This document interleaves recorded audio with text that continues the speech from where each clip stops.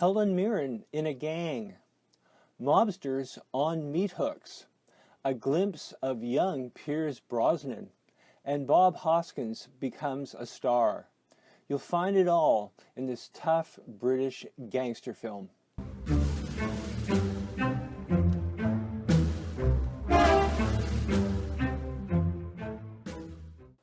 Welcome. This time I take my first look at the British gangster genre with 1980's The Long Good Friday. I'll do a short review, look at how the script came together, and at some familiar faces in early roles. Also, down below I'll add a link to another site that explains a plot twist that sometimes gets missed. The Long Good Friday was originally planned as a TV movie, but was later bought and distributed by Beadle George Harrison's Handmade Films Company. The film is a great star-making character study tied into a violent mystery. The focus is on London gang leader Harold Shand. Shand is played with furious perfection by Bob Hoskins. It's the breakthrough role that made him a star. Here's his entrance in the movie as he returns home to London.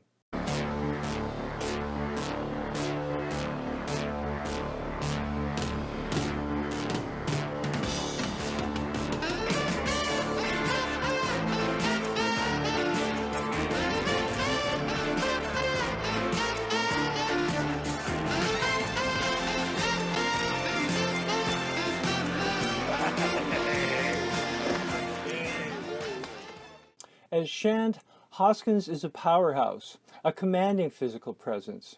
He's also charismatic, funny, generous to friends, and a strong leader. But at his core, Harold is still the street punk of his youth.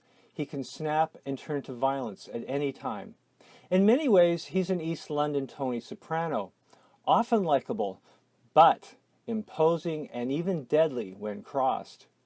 The story opens with Shand at the top of his power, poised to make the deal of his life. Harold is planning a grand development on the old Thames River shipyards. It will make him rich and legitimate, and all he needs now is backing money from friends in the New York mob. That's when things go wrong.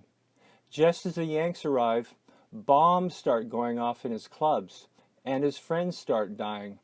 Finding out who's behind the attacks and how to stop them and save his big deal is the challenge this mob boss must overcome.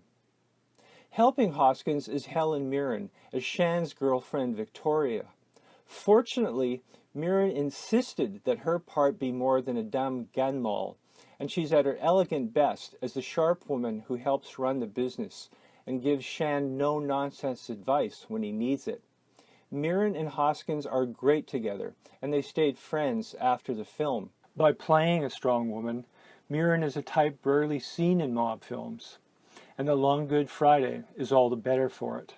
The main supporting cast also features iconic Eddie Constantine. He plays Charlie, Harold's contact from New York. As things go wrong, Charlie can smell that his old friend is in trouble, but he's a lot smarter and perceptive than Harold would like. Constantine himself had an interesting career. Born in L.A., he moved to Paris after World War II, performing as a singer and then starring in crime films in France and Germany. Back in the film, Shand digs into the mystery with increasing frustration and greater use of violence and threats to get answers. Here's part of a great scene with other mobsters showing Harold at work. For more than 10 years, there's been peace. Everyone to his own patch. We've all had it sweet. I've done every single one of you favours in the past. I've put money in all your pockets. I've treated you lot well, even when you was out of order, right? Well, now there's been an eruption. So it's fucking Belfast on a bad night. When he finally learns the dark truth, Shand decides to deal with it in his way. But I'll let you enjoy the film to see how things work out. I will say the ending is justly famous, and I'd rate it with a third man as a closing that's smart, memorable, and true to character. In Long Good Friday, it's a simple and wordless scene that runs for almost 2 minutes, but it wraps the story up perfectly. The Long Good Friday is very watchable thanks to its old London setting, 2 great lead performances, and a gripping script. So let's take a look at the story's authenticity, plus some familiar faces in early roles. Directed by John Mackenzie, The Long Good Friday is a violent film that doesn't pull any punches when showing gang life. Much of that came from the script by Barry Keefe. He'd been a reporter in the 1960s, the days when the infamous Kray twins ran London's underworld.